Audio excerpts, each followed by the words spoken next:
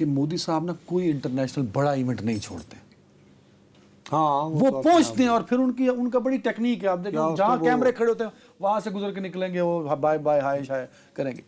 पहली दफा है 6 सालों में कि G7 समिट में वो शिरकत नहीं कर रहा। ये कंफर्म हो गया दिल्ली से कि ही विल नॉट अटेंड। यार उसकी खैर एक ये भी वजह है ना कि कनाडा में बहुत सारी सिख तंजीमें हैं और कनाडा की हुकूमत इटसेल्फ, हाँ, वो बहरहाल उस हवाले से भारत की नज़र में उस तरह साथ नहीं दे रही जो भारत का मुतालबा है कि जी ये इंतहा पसंद है, हमारे गद्दार हैं, हमारे यहाँ तखरीबकारी फैला रहे हैं।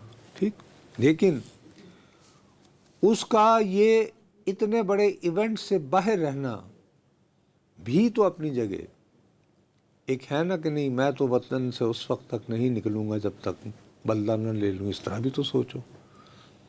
दूसरी तरफ आलम उसका ये है कि देखो ना, इसको इसके अपोजिशन वाले क्या कहते हैं इस हुकूमत को, अडानी अंबानी की सरकार नहीं चलेगी, ये नारा लगता है बकायदा। अब इसका ये जो गौतम अदानी है उस पर पहले भी तो एक था मुकदमा अमेरिका में, अब ये ताज़ा तरीन एक और मुकदमा बन गया है कि साहब वो तो ईरान के साथ जो है पाबंदियों के बावजूद सारी एलपीजी जो भारत में सबसे ज़्यादा बाहर से इंपोर्ट होकर बिक रही है वो ईरान की है और वो अडानी के ज़रिए हो रही है, अडानी की कंपनियों के ज़रिए हो रही है।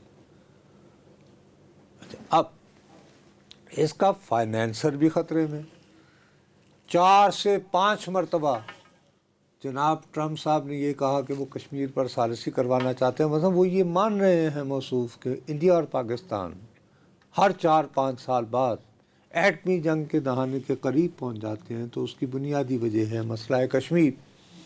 तो मसला कश्मीर हल होना चाहिए और उसमें मैं सालिसी, ठीक है ना? ठीक है। अब ये कहे कि यार एक तो आप जो है, हम तो थर्ड पार्टी मीडिएशन के हमेशा खिलाफ रहे हैं, दूसरा आप मेरे दोस्तों को पकड़ के जलील कर रहे हो, हमारे उनके बिजनेस तबाह कर रहे हो। हाँ, तो इसका मतलब है कि आपकी तरफ से तो ना ही समझे आप। मैं ठीक है बिल्कुल। अच्छा, मैं इस बयान को बड़ा अहम लेता हूँ, CDS वाला। जो मैं ये समझता हूँ कि जो आप बार बार खदशे का इजहार कर रहे थे कि मोदी इस पोजीशन में उसके पास कोई हल नहीं कि पाकिस्तान में हमला कर दे कभी भी, मैं समझता हूँ कि CDS के बयान के बाद अब मोदी के पास पाकिस्तान में हमले का कोई ऑप्शन नहीं रहा। वो इस कदर कमज़ोर पिच पे आ चुका। उसका फिर ये होगा कि फिर मैं माफ़ी चाहता हूँ कि अब भारत को ज़रा अपने यहाँ भी ज़रा मंजी थले डांग फेर लो, कहीं ऐसा तो नहीं कि वहाँ पे भी अब जमहूरी हुकूमत की बस की बात नहीं रही। चलें, ये तो फिर जंग खेड़ नहीं होती जमहूरी हुकूमत की। Let's see. नहीं, मैं रूल आउट नहीं कर रहा था, प्लीज़ फॉर गॉड से।